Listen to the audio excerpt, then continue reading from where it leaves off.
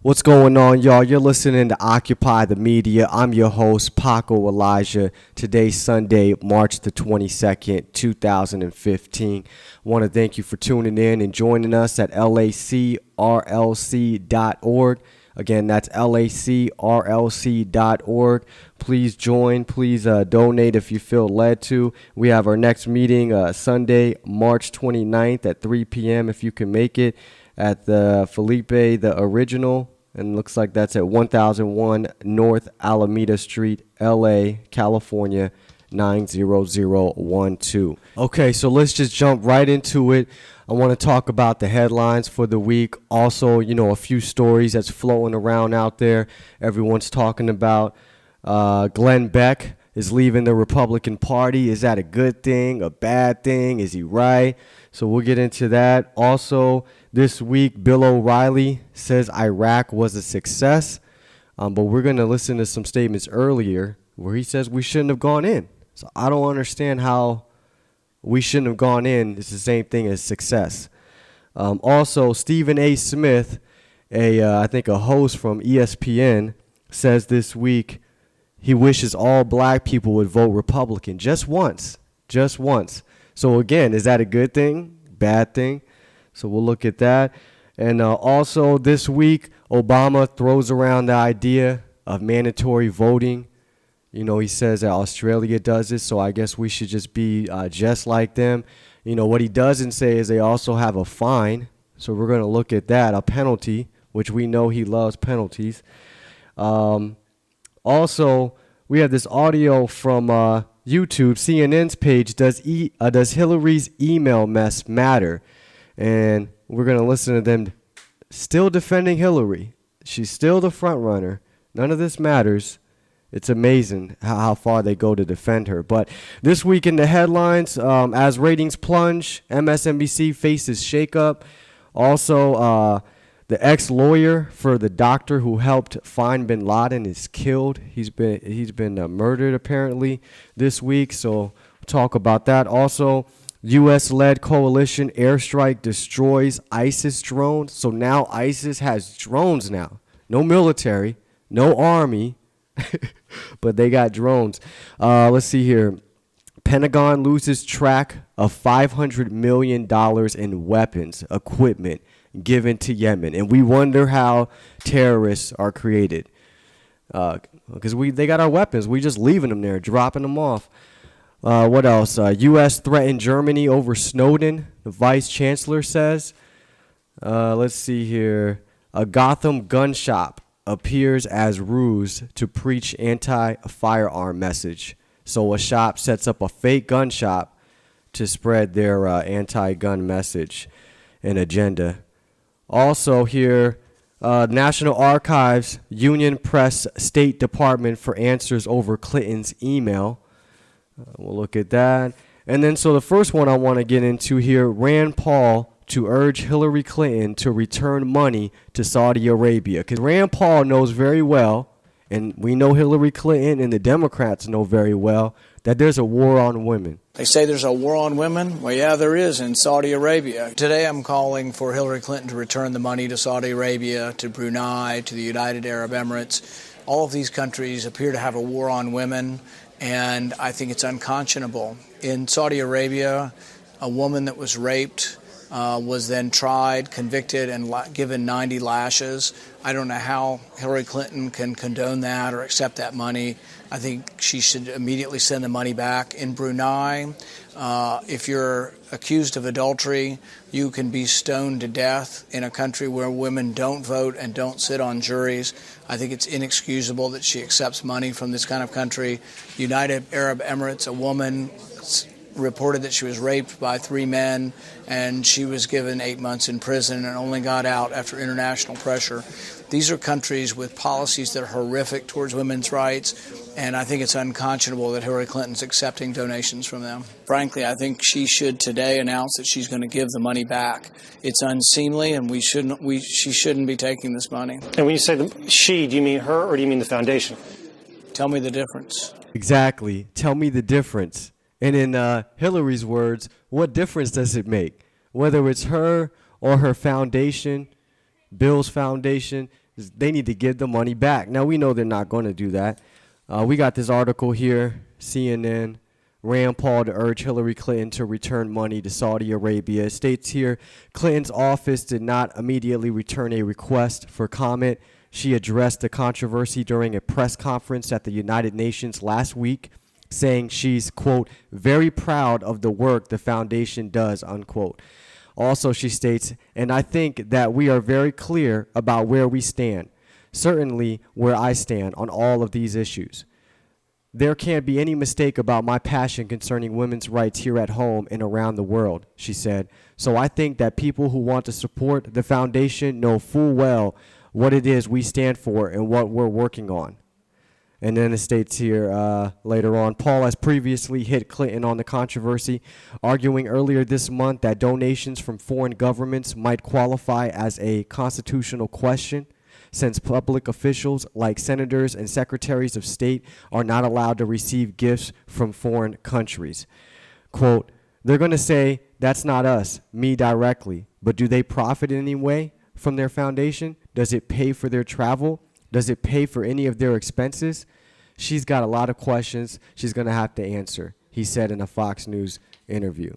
So, of course, we know that they don't follow any of the rules or any of the laws with her whole email scandal that's going on.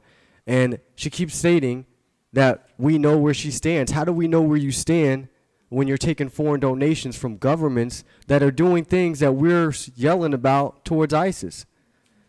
ISIS is evil for beheading people, but Saudi Arabia, they do the same thing, and you get money from them, but it's okay.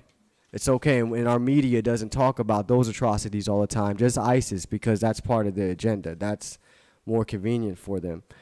I love the fact that Rand Paul is using their own, their own strategy against them, so to speak. Because if you pay attention to politics, Democrats are always saying there's a war on women, and it's the Republicans. They have a problem with women. When in reality, Republicans got a problem with everyone. They got a problem getting anyone in the party. So, not just women, but anyways, Rand Paul takes that and throws it right back at him. Like, okay, you want to use that against us, we're going to use it against you, or I'm going to use it against you. And you are collecting donations and funds and money from governments that have a horrible human rights record.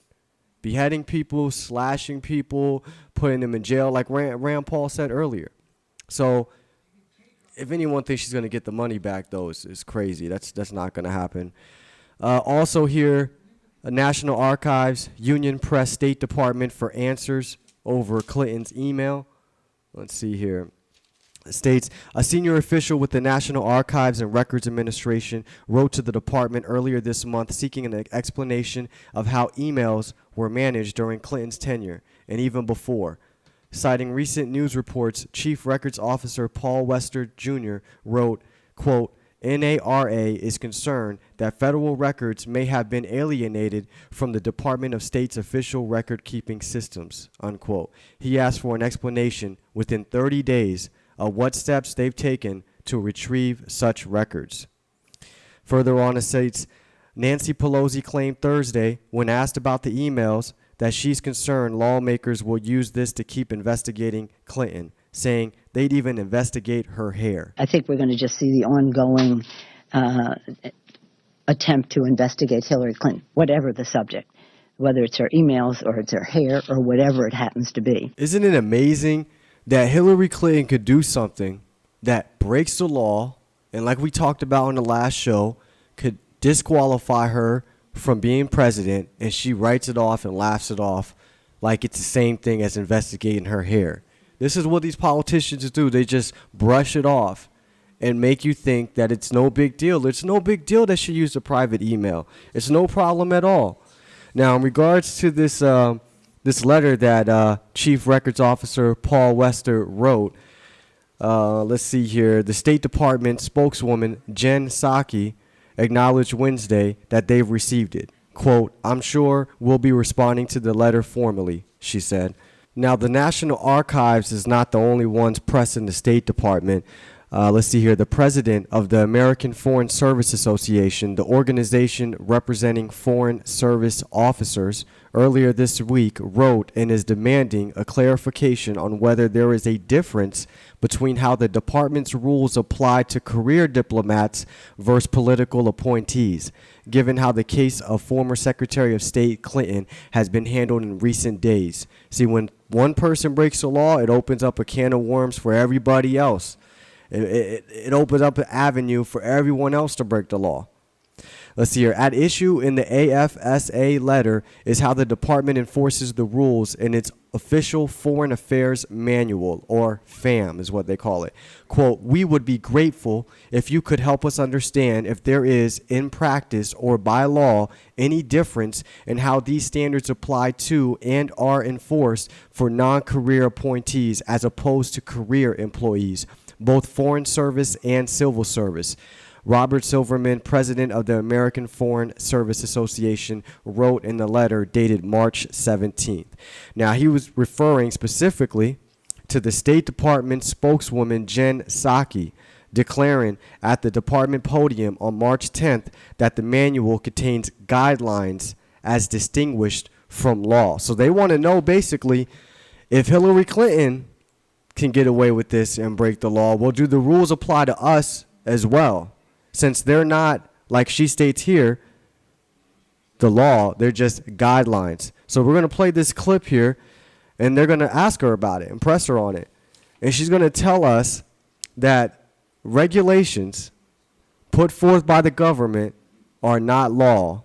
These are guidelines. I think he was quoting the FAM, weren't you? I was quoting the FAM, Yeah. and essentially what you're saying is ignorance of the law is justifiable. That's not at all what I'm suggesting, Justin. I'm suggesting you're referring to a line. I don't have the FAM from 20 years ago in front of me.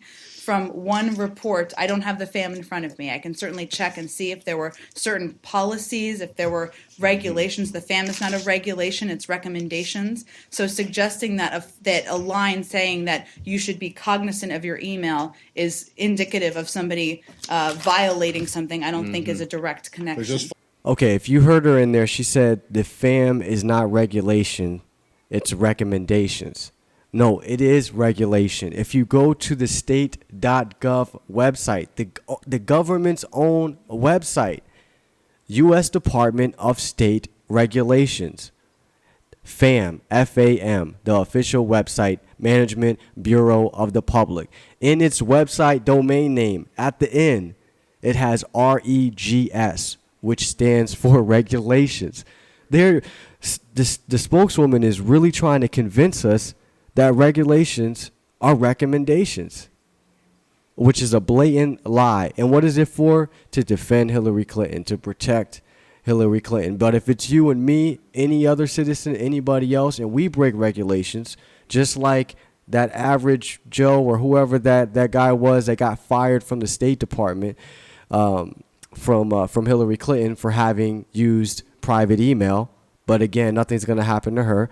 And in this instance, nothing is either, because apparently it's just a recommendation. Now, another reporter is going to press her on it.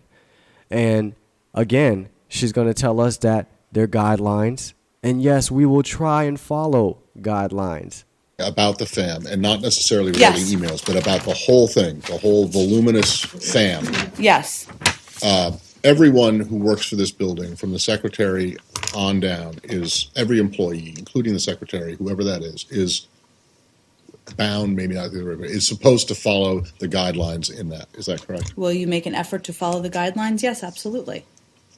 Well, making an effort is not the same as, as following them. And I recognize that it's not a law, but it is policy and There are guidelines. guidelines for the but entire everyone is department. expected to follow There are them. guidelines for the entire department. And Obviously, the FAM is a large document, so I just want to understand something here. So it is a guideline and not a law. Correct. Doesn't that leave a great room of discretion or latitude for employees to do whatever they want? no, it doesn't. It's very specifically written, but I think it's important to differentiate between a guideline and a law. And that last reporter brings up a great question. Doesn't this leave room for everyone else to break the guidelines? Of course it does. She tries to tell us it doesn't. And again, telling us to distinguish guidelines from laws. They're regulations put forth by the government. Everyone is supposed to follow them. And if we don't, we get held accountable. But if you're in a high office, if you're Hillary Clinton, if you're protected, then nothing happens to you. And the spokeswoman goes up there and defends it and sounds ridiculous, trying to convince us that a regulation is a recommendation. And yes, people will try and follow the guidelines. Well, it doesn't seem like Hillary Clinton tried to follow them at all. We know she broke the rules, she broke the law, and she just didn't do the right thing. And plus, she got mad at the Bush administration for doing the same thing. But, you know, we keep seeing all this hypocrisy. It doesn't matter right, left, Democrat, Republican. It just seems like they're all the same. Now, another headline here. EPA wants to monitor how long you shower. Some things are private, right? Like what you do inside the bathroom of your own hotel room? Not if the EPA has its way. The Environmental Protection Agency wants hotels to start monitoring how long you spend in the shower. Seriously. The agency is in the process of creating a device to track how much water you use. Then it wants you to use that data to convince you to clean up quicker. Quote, hotels consume a significant amount of water. The grant to the University of Tulsa states this device will wirelessly transmit hotel guest water usage data to a central hotel accounting system. From there, the data can be sent to your smartphone, a report card of sorts for how responsibly you showered. And what happens if I get a good report card? Do I get a raise on my weekly allowance? Do I get a pat on the back, government? You're going to take me to buy some new shoes? I mean, this is the nanny state. They want to know everything we're doing. But yet they could be secretive about everything. Secret emails, secret conferences, secret videos, all of that. But when we take a showers, we're using too much water. So that needs to be watched. That needs to be monitored. But when they use water to spy on us, oh, there's enough water for that. Take just one of these homes here in Bluffdale. Take this house. Water administrators say in a given year, it might use an acre-foot of water. The NSA data center, it's expected to use somewhere between 1,000 and 2,000 acre-feet of water in a single year. Translation, it's enough to provide water to 1,000 to 2,000 homes. We live in a desert, and so it seems like an excess. It's a tough sell for Harriman residents when you break it down like so. 600 to 1,200 gallons a minute. Possibly as much as 1.7 million gallons of water a day. The lawn suddenly looks a lot thirstier. I wouldn't think they would jeopardize us for that, but maybe I'm wrong. Unfortunately, you are wrong. You would think that the government that wants to protect you so much, the government that wants to protect you from ISIS, from terrorist threats, so worried about your well-being and your health, they got to regulate and monitor everything we do. You would think they would care enough to say, hey, this is 1.7 million gallons of water a year. Maybe we shouldn't be doing this. Maybe it's not worth it. But no, when it applies to them or when it's in regard to them, they have enough water for everything, enough money for everything they want to do. But when it comes to us, no, we got to be watched. We got to be monitored. We got to be penalized. We got to be fined. You see, the laws and the regulations, they're guidelines to them. They're recommendations to them. To us, they're just laws and guidelines and rules that we have to obey. And when you're part of that club or part of the elite, you don't have to worry about knowing what the laws are because they'll be changed for you or ignored. Let's see here. The next headline I want to get into from Fox News, Gotham gun shop appears as ruse to preach anti-firearm message. So basically, we have an anti-gun group, anti-Second Amendment group called the States United to Prevent Gun Violence. They basically set up like a dummy shop, so like a fake gun shop in New York. And they had guns there, but it was only up for like 2 days. And when customers would come in, or actors, some of them kind of look like actors if you ask me, when they would come into the shop to purchase a firearm or ask about the gun, there's a tag attached to the gun. And so the guy would read them the history, so to speak, of the gun to kind of give them like a guilt trip. So, this gun was used and it killed someone and someone died because of it, trying to give them a guilt trip to spread that anti-gun message. You're interested in a gun, right? Oh, yes. Okay, cool. You looking for something for target practice or? Protection? More for just protection. Just safety. I'm pro Second Amendment, so it's like, it's kind of hard to find that around in New York City, It's like I was showing your wife, the first gun I showed her was this revolver. It's the easiest gun we have to use. It's, it's our most popular one. It's a 22 caliber 6-inch revolver. It's also a gun that a 5-year-old found in his parents' bedroom, went down and shot his 9-month-old baby brother with it. When it says shooter, 5-year-old kid, dead one, what does that mean? That's the history. This is the gun that the guy That's shot. the gun. This is the one? This is the one that the kid used? Holy shit. Can't take this shit back after you do it. This is a 9mm semi-automatic. It's a very handy gun. It's easy to use. Carry it in a purse like that gal from the Walmart. 2-year-old son reaches into her pocketbook, pulls it out, shoots her.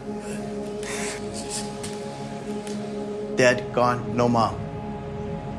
Collectors love this one. Adam Lanza's mom had this in her collection too. Till he took this and several other guns and killed her. Then went down to Sandy Hook, killed 6 teachers and 20 innocent children. 20 little kids, gone, like that. So, by the way, how did you want to purchase that gun? Cash or credit? Oh, no, I don't want to get it now. I guess I won't purchase the firearm. I guess I should be disarmed and I should be vulnerable every time I go into a gun-free zone, which in America seems like everywhere. But they don't want to talk about any of the events where guns saved lives, where someone was protected, or where a criminal was killed and no other bystanders were because of that gun and that law-abiding citizen. Now, towards the end of the clip, of course, all of them decide not to purchase the firearm. And they have the typical guy, I'm pro Second Amendment, but no, I'm not going to purchase the firearm. So who knows, maybe some of these customers are really actors. I was pretty blindsided by just the entire history of every gun in the store. And it made me actually think I'm not going to buy that gun. It made me think twice, and I would not buy one. It is one of our rights, but my opinion has definitely changed. I don't feel safe with the gun. You don't want to be the Walmart case. No, you don't want to be that case where you're helpless and defenseless and can't do anything and you're in clothes, can't go anywhere, and in your gun-free zone, and the only people that have guns are the criminals that are shooting everyone because they know nobody's armed. You don't want to be that person. They don't want to tell you about that. They just want to speak about the incidents where guns have killed people. Well, I should say people have killed people. Now, interesting fact, the guy in that video that's playing the gun shop owner, playing the fake drug dealer for 2 days, the fake gun dealer for 2 days, from the Washington Post, his name is Ned Luke. He's 56. He's an actor. Is best known for his role as Michael DeSanta in the 2013 video game Grand Theft Auto 5. So if you play video games, you might know who he is. Or if you play this game, you might know who he is. And anybody who knows or heard of Grand Theft Auto knows about how much violence and gun shooting and people dying and blood. It's so graphic, all of that in that video game. That's okay. It's okay to promote that. It's okay to push that. It says that video game has sold more than 45 million copies and generated $2 billion worldwide since 2013. So we know he got a hefty paycheck off of violence, gun shooting, promoting that. That's okay. And at the same time, he can go and do an anti-gun message to disarm law-abiding citizens, to disarm you. Maybe not saying by law we should disarm you. I didn't hear him say that in the video. But to make us feel guilty enough to not even want to purchase a firearm, to brainwash us into thinking that we as a people, we as a society should be disarmed and we shouldn't carry. And if we do, or if we purchase one, we should feel guilty about it, as if we did something wrong, as if we shot someone's child or we shot up somebody's school. It's amazing the hypocrisy. This is like government hypocrisy right here. Grand Theft Auto. Who would have thought? I never would have guessed. The guy in that clip spreading that message would be the same guy in Grand Theft Auto. It's amazing. It's just really amazing how much hypocrisy there is to go around. On to the next headline here. Washington Post, Pentagon loses track of $500 million in weapons equipment given to Yemen. And where do you think these weapons end up? Whose hands do you think they end up in? Terrorists. And we wonder why terrorism spreads.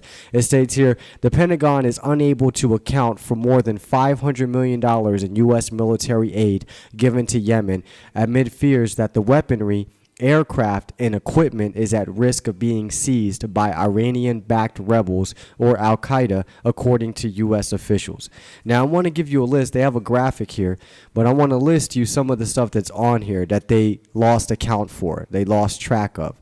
Over 1 million rounds of ammunition, 200 Glock 9mm pistols, 200 M4 rifles, 4 hand-launched drones, 2 coastal patrol boats, 12 unarmed scanned Eagle drones, 4 Huey-2 helicopters, 300 sets of night vision goggles, and 100 Humvees. Missing, gone, lost account for. And who paid for those weapons? The taxpayers.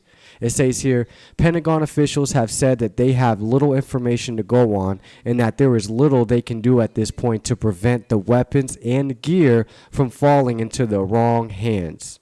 Quote, we have to assume it's completely compromised and gone, unquote, said a legislative aide on Capitol Hill who spoke on the condition of anonymity because of the sensitivity of the matter. So they want to keep it anonymous. But who's going to get in trouble for this? Who's going to be held accountable? No one. Just weapons, gear, rifles, pistols, ammunition, all this stuff going missing.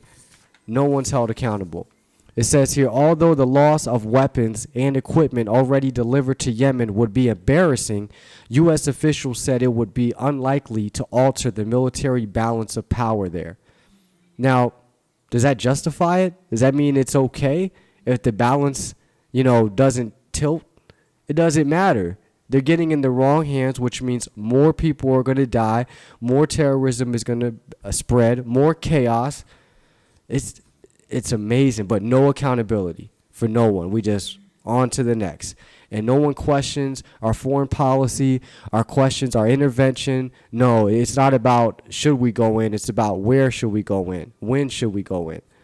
Also states here, Washington spent $25 billion to recreate and arm Iraq security forces after the 2003 U.S.-led invasion, only to see the Iraqi army easily defeated last year by a ragtag collection of Islamic State fighters who took control of large parts of the country. Just last year, President Obama touted Yemen as a successful example of his approach to combating terrorism. This strategy of taking out terrorists who threaten us while supporting partners on the front lines is one that we have successfully pursued in Yemen and Somalia for years. Except there's nothing successful about losing all these weapons and equipment and them getting placed in the wrong hands and more people dying, more terrorism spreading, and no accountability. No one held accountable. No one cares about the unintended consequences or the blowback. We just keep doing the same thing over and over again and wonder why there's more terrorism going around. Next headline here, Pakistan's ex-lawyer for doctor who helped find bin Laden has been reportedly murdered. Getting a very disturbing story into CNN right now. A militant group in Pakistan has murdered the attorney who represented a physician who helped the United States find Osama bin Laden. He was the attorney for the doctor who helped the CIA track bin Laden in Abbottabad, Pakistan, where the terror leader was eventually discovered, killed by SEAM Team 6. A militant group says the attorney was on their terror list. We've just learned this attorney was traveling in his car, shot by 2 bullets, and is dead. We'll have much more on this story coming up, a very disturbing development indeed. And NBC News is reporting Samullah Afridi was on his way home in Peshawar when armed men approached his car and opened fire at him. He received 2 bullets and died on the spot, said Qamar Nadeem, a close friend and fellow lawyer. Local police confirmed the shooting. So definitely an interesting story there. Pretty sure there's more behind it, more to it. We'll keep an eye on that. Also in the news here, U.S. threatened Germany over Snowden, a vice chancellor says. And this is coming from The Intercept, Glenn Greenwald. It states here, the vice chancellor delivered a speech in which he praised the journalist who worked on the Snowden archive and then lamented the fact that Snowden was forced to seek refuge in Vladimir Putin's autocratic Russia because no other nation was willing and able to protect him from threats of imprisonment by the U.S. government. That prompted an audience member to interrupt his speech and yell out, quote, "Why don't you bring him to Germany then?" Afterward, however, when I pressed the vice chancellor as to why the German government could not and would not offer Snowden asylum, he told me that the U.S. government had aggressively threatened the Germans that if they did so, they would be cut off from all intelligence sharing. That would mean if the threat were carried out, that the Americans would literally allow the German population to remain vulnerable to a brewing attack discovered by the Americans by withholding that information from their government. So basically, our U.S. government is willing to withhold information about a plot, a terrorist attack from Germany. If they're willing to give Snowden asylum, they're going to keep that information hidden, if they have any, and leave them vulnerable to attack. That should speak volumes. That should tell you something about our government and the people that we have running our government. Let's see. Also here in the headlines, as ratings plunge, MSNBC faces shakeup. This is Politico.com. It says here, MSNBC is likely to shake up the bulk of its programming, moving some shows and canceling others. High-level sources at NBC Universal told Politico, with a few exceptions, notably the Rachel Maddow Show and Morning Joe. So nothing's going to happen to them. But every other program is at risk of being moved or canceled, those sources said. All In with Chris Hayes. Looks like that one will be replaced. Network execs are also considering moving some weekday shows like Politics Nations with Al Sharpton to the weekends. They should just cancel his, really. Later on here in the article, they got a quote. It says here, MSNBC got boring, one former NBC at Universal executive said. Quote, you hear a lot of people talking about it being too far left, too political. All that matters is that it's entertaining. And in reality, it's not about it being entertaining. It's about it being informative. If you're telling the truth, if you're being honest with your viewers and you're informing them, you're going to get more viewers, more listeners. They will come. But MSNBC just pretty much gives the talking points for the White House. They just repeat the talking points from the White House. And the majority of this country is upset with the White House right now. They're upset with the president. So if you're going to be a cheerleader for the president, all you're going to do is defend the president, and you're not going to hold him accountable, then of course you're going to lose more and more listeners, more and more viewers. All of the cable channels are. But MSNBC is doing the worst, and I think it's because they're the biggest cheerleader for President Obama, pretty much. And hopefully we'll bring them down and come after CNN and Fox next. Also in the headlines we have here, Syria shoots down U.S. drone. So you remember when we got caught in Iran and they got our drone? Well, now Syria has ours as well. Well, now a U.S. aircraft has gone down in Syria. The Syrian government is claiming today that they shot down an American Predator drone over Syria, not far from the Turkish border. Syrian state TV has been broadcasting footage today of what they claim is the wreckage site. And I would argue that this is more proof, more evidence that we're trying to come after Assad. You see, we shouldn't be in the Middle East. It's things like this, flying our drones around there, that just escalates the situation, that just shows that the U.S. government has their hands in everything and got their eyes on everyone. We need to stop that. We need to rein that in. It doesn't look good around the world. Now, also in the news this week, if you haven't heard, ISIS has drones now. ISIS now has its own drones, and it's a, quote, matter of time, unquote, before the terrorists rig them to kill. Oh, again, this is just more fear, more scare tactics. To have you looking over your back every minute for ISIS. Now, here at the Military Times, it says, in what may be the first report of a drone operated by the extremists, U.S. military officials said an airstrike on March 17th destroyed a small unmanned aerial vehicle in the area around Fallujah. Quote, we observed it flying for approximately 20 minutes. We observed it land. We observed the enemy place it in the trunk of a car, and we struck the car. Quote, Steve Warren, a Pentagon spokesman, said Thursday. Warren described the aircraft as a model airplane and a very unsophisticated piece of equipment. It was a commercially available, remotely piloted aircraft, really something anyone can get. It is unclear whether the drone was providing real-time surveillance video. Quote, difficult to tell exactly what they were using the drone for in this case, unquote. But we're supposed to be scared of it. We're supposed to have fear that ISIS has drones now. But also in the news this week, we had a drunken car crash. Two Secret Service agents crash into the White House. And the Secret Service director is upset, mad. Matter of fact, so mad he's frustrated. As you stated, two senior level special agents had crashed into the White House and they were inebriated. I had not heard about that. I asked my staff if they had heard about it. They had not heard about it. I had asked them to get as much information as they could on the events. I'm frustrated. I'm very frustrated that we didn't know about this. I didn't know about this till Monday. I'm frustrated that I can't act until we get all the facts, because I know that our workforce is waiting. What's your action going to be? Man, you sound so frustrated, so angry, so upset, like you can't wait to lay down the law. But you know what makes me curious? I wonder, okay, since we had this issue, we've been having a couple of them. We had people jumping the barricade at the White House. The Secret Service been in the news quite a bit the last couple of years with scandal after scandal. So what is it? What is your proposal to make things better?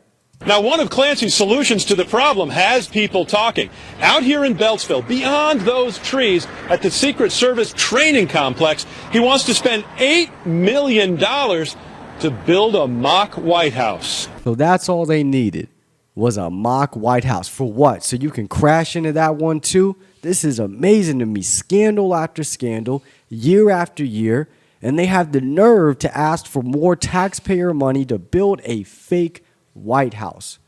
They already have a lot of tools at their disposal. At the facility now, agents can train on mock-ups of the president's helicopter and Air Force One. There's a mini city and something vaguely resembling the White House, but the director says agents need a more accurate look of the building, fences, and landscaping. What do you need a more accurate look for? You ain't gonna be able to see it as long as you impaired, as long as you drunk, it don't matter. This is amazing, man. You guys should be fired, held accountable. And instead, you got the nerve to ask for more money to build a fake White House. This is amazing to me. But also in the news this week, Jeb Bush, running for president, is sounding a lot more, if you listen real closely, and some of the things he's saying is sounding a lot more like Rand Paul. I think Republicans in general need to go where Republicans haven't gone in a while. I mean, look, I start with the premise that people don't want to get in line. They don't want a false sense of security. They don't want to feel like they can't achieve earned success. They want to achieve earned success. It may be different than the way that other people have done it. It doesn't matter, but they have the drive to do this. And those people, they just don't know it yet. They're Republicans. We just have to go tell them, here's what, we're on your side. And we haven't done that in a while. And so young people, Latinos, African Americans, there are a whole group of people that we need to get back in touch with. And I think campaigns will win on the conservative side when we do that. Now, anyone who's been paying attention to politics and presidential politics the last couple of years know good and well this is what Rand Paul has been saying for years now. We need to reach out to minorities. The Republican Party has to look like everyone else. We need people with tattoos, people with earrings, black people, white people, brown people. And you're going to start to see these other Republican candidates start to speak like Rand Paul because they know he has the masses. Now, it was just like 8 years ago, Ron Paul, his dad, did the same thing. You got Rick Perry talking about the Federal Reserve all of a sudden. You had Huckabee coming out talking about in the IRS all of a sudden. You had these people trying to sound like Ron Paul because they just wanted to cater to their audience. You know, they just wanted to sound good, say the right thing because they knew it was the right thing. The difference is they don't mean it. So when Jeb Bush talks like this, that's all he's doing. He's just talking. You know, he's just speaking that because he knows that Rand Paul, his competition, is out there making a name for himself, making it harder for him, for Jeb Bush to win the candidacy. But we'll see how it plays out. Supposedly, Rand Paul is supposed to be announcing his presidency, I think it's April 7th, if I'm not mistaken, sometime in April. So that should be coming up real soon. Now, next, I want to get into this clip here from CNN YouTube page. Does Hillary's email mess matter? And they're going to ask, they're talking with this reporter named Maggie from the New York Times. And she's going to let you know that the email mess is not going to affect the voters at all. This is not what voters are going to vote on. We got to remind you that. The media has to remind you that Hillary Clinton is still on top, and this email mess is going to go away. And what she also talks about towards the end is how Hillary Clinton doesn't want a long campaign at all. She wants a short campaign. I think that this is not going to be what voters vote on. I think it has, however, put her on the defensive at the start of her campaign. It has basically made her a candidate now, a couple of weeks before she was going to. I don't think that the timing changed because of the emails. It was always going to be April. They were just debating between whether it would be, sort of a rollout of a soft launch or a video or, a couple months later. She does not want a long campaign. She has never wanted a long campaign. It's frankly never been clear how excited she is about another campaign. And honestly, it's kind of hard to blame her. What we put presidential candidates through is terrible. I think the email thing is significant because it is going to come up and up and up, but it is not going to be what voters make their decision on at the end of the day. Now, in there, she's talking about Hillary not wanting a long campaign. Now, just think, why wouldn't any politician want a long campaign? Because these establishment candidates don't want to be in front of the public for that long. They don't want to be in front of the limelight for that long with all their scandals out to sea. They don't want that. They want to be able to win the election easy with doing the least amount of interviews possible, the least amount of speeches possible, seeing the least amount of people, coming in contact with the least amount of people. They don't want that. You see people like Rand Paul, they can go college, university, town to town, city to city, because they have the masses. They have people that actually support them. They have real support. But Hillary, Romney, Jeb Bush, all these establishment candidates either have no support or they're losing support every day. So it's harder for them to front. It's harder for them to pretend. So therefore, they want the campaign to be as short as possible, so that pretending doesn't have to go on for too long. I mean, think about it. During the last election, or when they were running for office, Ron Paul did how many interviews on Fox, CNN, MSNBC? Anytime they bring him on, he did an interview. There's tons of them. But yet all the other establishment candidates, like Romney, would rarely ever do an interview. It would take them forever to come out and speak. Okay? And you got to ask yourself, why is that? Because they got something to hide. They are acting. Every time they come up on TV, every time they speak, it is a script that they're following. Now, back to the clip that we were listening to. Towards the end, you're going to hear the host from CNN say that Hillary is secretive. Some people know that, but some people think it's a good thing. The question is, did you learn anything new about her? I think we've all known that she's a pretty controlling person. Some people see that as a good thing, some people don't. She's pretty secretive. Some people see that as a good thing, some people don't. This is amazing. Now, this host here is trying to tell you that being secretive, to some voters see that as a good thing. To some people, who sees that? Who sees Hillary being secretive being a good thing? Any politician being secretive or anyone in government being secretive as a good thing, but they would lead you to believe that. Some people believe it. It's so amazing, the things that they try and peddle, the things that they try to push on us to believe. When in reality, you sit there and you listen, you're like, what did he just say? He sounds ridiculous. Like when I heard that for the first time, I had to rewind it. Like, what did he just say? What I think he said? It's one of those moments, and you get that a lot when you're listening to CNN and MSNBC and Fox News. But let's get into some of the major stories of the week here. I know the main one here, Barack Obama talks about mandatory voting. Now, I don't think I've ever said this publicly, but I'm going to go ahead and say it now. We shouldn't be making it harder to vote. We should be making it easier to vote. And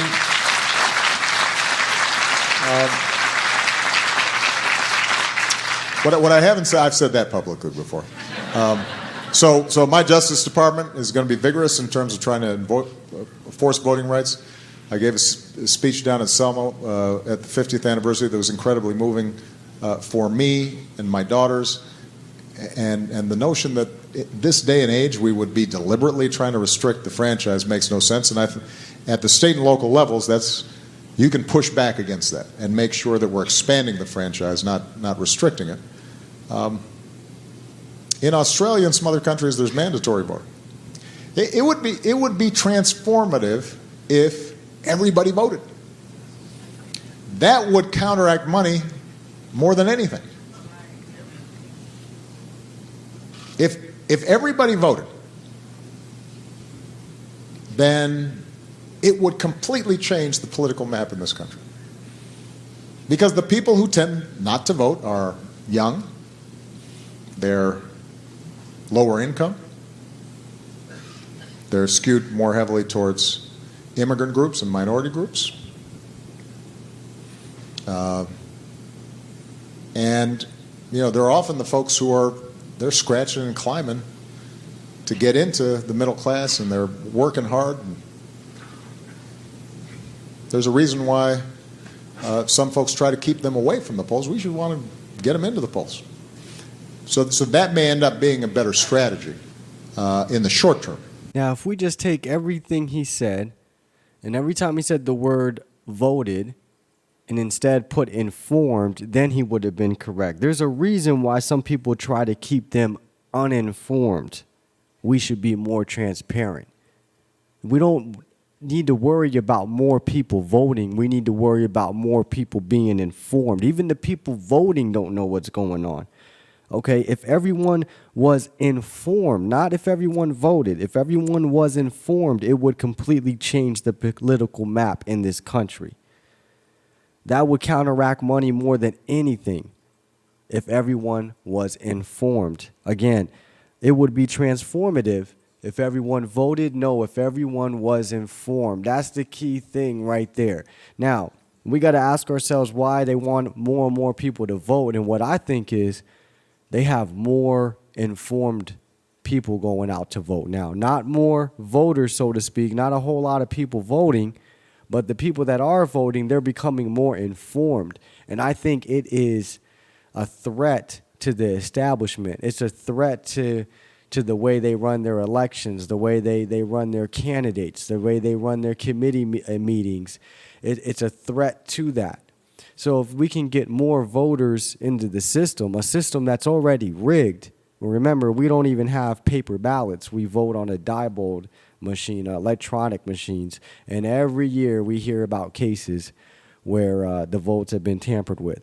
So if we can get more numbers, so to speak, in the system, we have more numbers to play with, more numbers to spew, and therefore not make it so obvious that we're cheating multiple elections. So I believe that's one of the reasons, probably among many, that they would want mandatory voting. Now, one point that Peter Schiff brings up is really good if we were to have mandatory voting.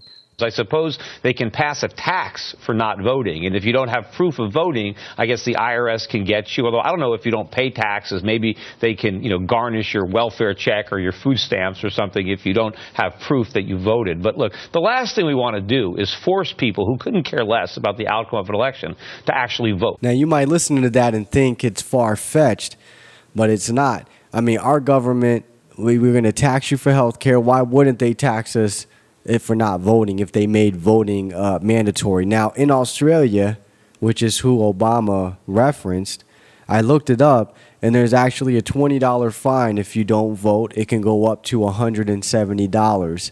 I guess if you miss it or you don't pay on time, it could go up to that amount. Now, if it was in America, knowing the government, we'd probably be more towards $400 or $500 for a ticket, as high as it could go in our court system. So we should not have any mandatory voting. Now, a lot of people talk about, voters, if they go vote and they have to, it's mandatory, they're not going to make an informed vote. Now, what people don't understand, though, is a lot of our voters aren't informed. A lot of them vote for the candidates that they put in front of you, that Fox News, NBC, CNN. You don't even know of the other candidates that are running or what their platform is. So in reality, if you're voting and you're voting for the top tier, front runner candidates, you're not doing any better than the person who stayed home. No better. I mean, some could argue you're doing worse. So what I say is we need to show up to the polls and show up and vote because our numbers are needed. Our presence is needed. We need to hold them accountable. If you can make it to meetings, if you can run for office, if you can, get a seat, whatever we can do, we need to get it done. Even if it means go and vote.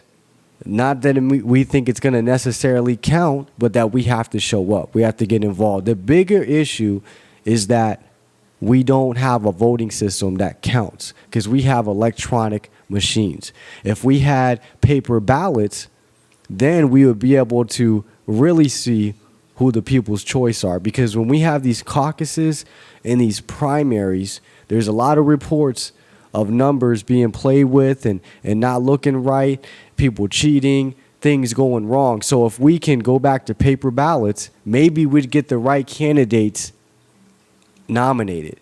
Maybe some of these candidates aren't even getting nominated properly, and they should have never been the nominee to begin with. So we got to address that. A lot of voters are uninformed, are not informed, just like the ones that don't go and vote. Now, also in the news this week is Glenn Beck announcing that he's leaving the Republican Party. So I just want to touch on that a little bit. It is amazing. You see, last time, I don't know if I just pick up on this or if I'm looking too much into it, but 4 years ago and even 4 years before then, people like Glenn Beck and these talk show hosts were talking bad and talking down on Ron Paul and his supporters. Now you fast forward, and a lot of these people, including Glenn Beck, sound like Ron Paul. They speak about the Constitution and the Federal Reserve and the founding fathers and gold and all this. They sound like him now. Now, as soon as another election is coming along, and Glenn Beck has supposedly found his way, so to speak, if you listen to his videos over the last year or two. Now that we have another election, and it looks like Rand Paul, a Republican, could take the nominee, and Ron Paul, the one who was right all along, the one that you guys sound like now, could actually have a seat in the administration. And Rand Paul could possibly win the nominee. But no, people like Glenn Beck and others want to steer you away from the party now. It's things like this that make me question them and question their motives and question them when they want to tell us that they've changed and now they see the light. And now, they stand for the truth and they don't trust the two-party system or the Republicans, so now they're going to leave. None of us trust the Republicans or the Democrats. The whole point is those of us that are trustworthy in society, we need to go fill those positions so we can become the parties. But people like Glenn Beck want you to get out of the way because he got some other sinister motive, some other agenda, working for some other folks that we may not know of, or maybe some of us do know of, and their agenda is different than ours. So if you understand the threat that we are, the threat that Ron Paul was, Rand Paul is, and people that support both of them are to the establishment, then you understand that we shouldn't go anywhere. When we leave to go independent, or Green Party, or Constitution Party, or Libertarian Party, or we just don't get involved at all because now we're anarchists, we're doing exactly what the establishment want, because they want us to be broken up into smaller forces. We're less of a force to reckon with. That's why Ron Paul was so dangerous, because so many people come under one tent. We all agreed on one thing. We might have disagreed on a lot, but we all agreed with Ron Paul. We all agreed on constitutional rights, and that brought us together under the Republican wing, and it made us a force to reckon with. And the party is still trying to deal with the damages that we cause in the party.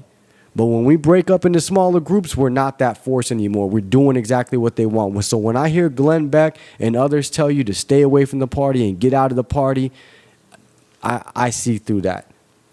They just want us to be less of a force to reckon with, because they never were on our side. They never were for freedom and liberty. He should be right up in the parties trying to help us change it. That's what they should be doing.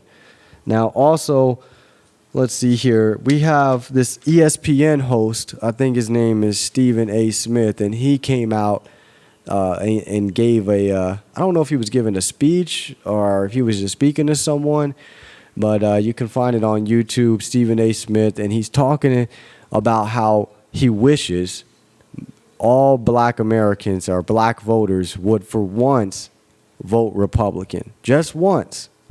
And I guess he's a famous ESPN host, and he talks sports all the time. I've seen him before when I watched him and some other guy. I forgot the name of the show, but they're always talking about basketball, football. And apparently he's a Republican, and he's an African-American voter. He's a Republican, and he thinks that all blacks should give Republicans a chance, should vote for it. And, the way I look at it, again, like we were going back to what I was talking about, is it doesn't matter who you vote for if you're voting for the typical candidates that they give you, whether it's a Republican ticket or a Democrat ticket. So when you listen to his speech, and he's talking and he's speaking about how the Democrats were the one to block the civil rights movement, and the Democrats were never for, the African Americans. They were the ones trying to stop it, and Republicans were. So they basically tricking you. And by African Americans telling Republicans that they'll never get their vote, then basically the Republicans will never cater to them. And Democrats never will either, because they know that they have their vote. And he does have truth in that. That is true. But again, what do you mean when you say vote Republican? When you say vote for Republican, the majority of Republican politicians are corrupt. They're no different than the majority of Democrat politicians. No different. So what we got to tell people is you need to vote for the right candidate, but you need to get involved in the parties. Not because you're happy with the party, but the main reason to get involved is because you're unhappy with the party. And so you got to get stuff fixed yourself, because nobody else is getting it done. These politicians aren't getting it done, so we got to go and clean up house. That's how we got to look at it. So I think he should focus more on that. And maybe he is. Maybe I'm looking more into it than I should. But when they use the term Republicans, we got to be careful, because a lot of Republican candidates are no different. Otherwise, I would agree with him. So now the last story I want to get into, Bill O'Reilly this week on his show was talking about Iraq, and basically he's blaming Obama for the mess in Iraq, and saying that up until Obama, became president, Iraq was a success. While the Iraq war did indeed cost far too much blood and treasure for America, it was a victory until President Obama mucked it up. Again, if 10,000 U.S. forces had remained in Iraq, ISIS could never have achieved a foothold there, and Iran would not be running the show today. Now, if Iraq was a victory, like he says it was, or was a success, then how come we have this report here from CBS back in 2004 on February 11th? They reported Fox News channel Bill O'Reilly, who has the top-rated political talk show on cable news, was confronted on ABC's Good Morning America about his statement before the Iraq war. Now, basically, he came out and he apologized, quote, "Well, my analysis was wrong and I'm sorry," unquote, O'Reilly said. Okay, also on a clip that we're going to play in a little bit from back in 2007, O'Reilly was doing a talking points again on his show. He didn't say it out of his mouth, but on the screen, he put the words up there, "My initial analysis of the situation was wrong." So how could it be a success in your view if your initial analysis of going in was wrong? That doesn't make any sense. Okay, now also we're going to play this clip here where he was debating Jon Stewart. They had this little fun debate, and he admitted we should have never went into Iraq. They had a really rough go of it in Afghanistan and Iraq. It was in both places, awful, terrible theaters. We should not have gone to Iraq. Afghanistan, we had to.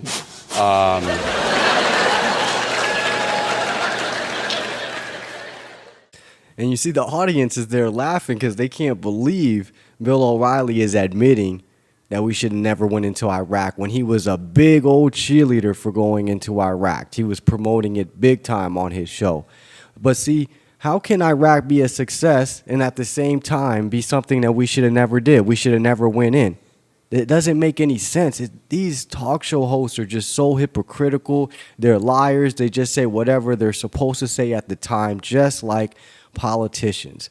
All right, now, one thing you'll notice about Bill O'Reilly these days on his show, even before really, is that he's always talking about ISIS and terrorism and them killing us and them coming after us and we got to be scared, and they're reporting every terrorist attack. Every time someone supposedly gets recruited, somebody tries to join ISIS, Bill O'Reilly and Fox News is there to report it. But before, back in 2007, O'Reilly and Fox News, they were getting criticized because they weren't talking about the Iraq war enough. And what did Bill O'Reilly say? He said, we don't talk about all the terrorist attacks because that's what they want. O'Reilly, thanks for watching us tonight. Fox News criticized for its Iraq war coverage. That is the subject of this evening's Talking Points memo. Now, we've done hundreds of Iraq reports on this program, as you know, but we don't do the carnage du jour. We don't highlight every terrorist attack because we learn nothing from that. And that's exactly what the terrorists want us to do. Wow. Straight from Bill O'Reilly himself. That's what the terrorists want us to do. So when you talk about ISIS all day nowadays, when you talk about the threat every day, every terrorist attack they supposedly do, when you give them so much airtime and free advertising and so much credibility, you're doing what the terrorists want you to do. So Bill O'Reilly should take his own advice. Fox News should take Bill O'Reilly's advice from back then and apply it now. Stop giving so much credibility to ISIS and talking so much about them. But of course, they're just actors. They're just following the script. So that's all I wanted to get into in regards to Bill O'Reilly and I think our last of our major stories. The one story I did want to get into, I didn't have enough time. Looks like we're running out here, is the Jon Stewart. If you missed it, check out his show on Thursday. He did a great job of tearing apart Fox News on their hypocrisy in covering the Ferguson case. So there's just a couple of things I want to say in regards to that. This whole incident about hands up, don't shoot. I see a lot of people on Facebook, a lot of people saying, that it came out in the DOJ report that it never happened. Well, there's one thing we need to understand. This report is coming from the Obama administration and Eric Holder, which most people online on Facebook that I'm reading their posts don't trust Obama or Eric Holder. They never do. But as soon as they give out a report that supports what they want to believe, now all of a sudden it's credible. Now all of a sudden when Eric Holder says that he didn't have his hands up, yes, that's true. All of a sudden. So we need to be careful on what we believe. Now I went back to the witness reports, to the witnesses when they were being interviewed by the state police or by Ferguson police. And one thing you notice is all the witnesses that said he had his hands up got interviewed multiple times. The witnesses that said he was charging the officer or he didn't have his hands up, they got interviewed once. How convenient. There's a PBS report that came out a couple of months or a few months after the shooting that had a list of all the witnesses, and it showed you which one said he had his hands up and which ones didn't. They didn't have I think it's witness 11. The main girl that came out at the very beginning on TV, on CNN, saying she saw his hands up. She's all of a sudden not even on the list. So we got to see this for what it is. All of a sudden, all these witnesses come out of the woodwork. I'm not saying he definitely had his hands up. I'm saying we shouldn't believe any report. So if the DOJ report says the Ferguson police has a racism problem and they find this much percentage of blacks compared to whites is probably worse than the way they reported it. I don't trust any report. None of it. And you shouldn't either. So what Jon Stewart was talking about is showing how Fox News will believe one report over another if it supports their narrative. So check it out if you missed it. I was hoping I could kind of play it and go back and forth with it, but we ran out of time. Anyways, we'll be back on here, lacrlc.org, probably around 7, 8 o'clock p.m. Pacific next Sunday, and I'm out for tonight. Peace.